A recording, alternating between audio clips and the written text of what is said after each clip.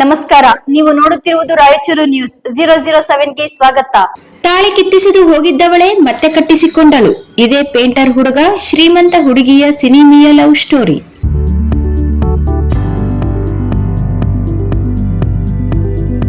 ಪ್ರೇಮಕ್ಕೆ ಜಾತಿ, ಧರ್ಮ, ಅಂತಸ್ತು ಹಾಗೂ ಬಡತನ, ಶ್ರೀಮಂತಿಕೆಯ ಭೇದವಿಲ್ಲ ಎಂಬ ಮಾತಿಗೆ ಸಾಕ್ಷಿಯಾಗುವಂತಹ ವಿಚಿತ್ರ ಹಾಗೂ ಸಿನಿಮೀಯ ಶೈಲಿಯಲ್ಲಿ ಪ್ರೇಮ ಕಥೆಯೊಂದು ಚಿಕ್ಕಬಳ್ಳಾಪುರದಲ್ಲಿ ನಡೆದಿದೆ.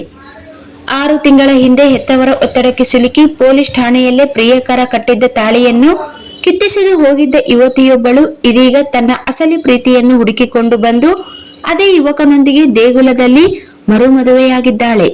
ಮನೆಯವರ ತೀವ್ರ ವಿರೋಧ ಹಾಗೂ ಜೀವ ಬೆದರಿಕೆಯ ನಡುವೆಯೂ ಈ ಪ್ರೇಮಿಗಳು ಮತ್ತೆ ಒಂದಾಗಿದ್ದಾರೆ.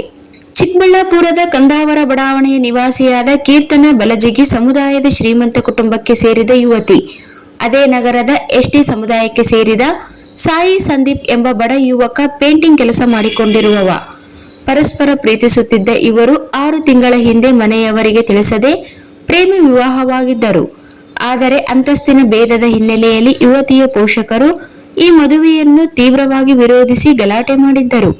ಪೋಷಕರ ತೀವ್ರ ಒತ್ತಡ ಹಾಗೂ ಭಾವನಾತ್ಮಕ ಬ್ಲ್ಯಾಕ್ಮೇಲ್ಗೆ ಮಣಿದಿದ್ದ ಕೀರ್ತನ ಜನವರಿ 6ರಂದು ಚಿಕ್ಕಬಳ್ಳಾಪುರ ಮಹಿಳಾ ಪೊಲೀಸ್ ಠಾಣೆಯಲ್ಲೇ ಸಂದೀಪ್ ಕಟ್ಟಿದ್ದ ತಾಳಿಯನ್ನು ಕಿತ್ತೆಸೆದು ಹೆತ್ತವರ ಜೊತೆ ಮನೆಗೆ ಮರಳಿದ್ದಳು. ಆ ಮೂಲಕ ಇವರ ಪ್ರೇಮ ಕಥೆ ಅಲ್ಲಿಗೆ ಮುಗಿಯಿತು ಎಂದೇ ಎಲ್ಲರೂ ಭಾವಿಸಿದ್ದರು.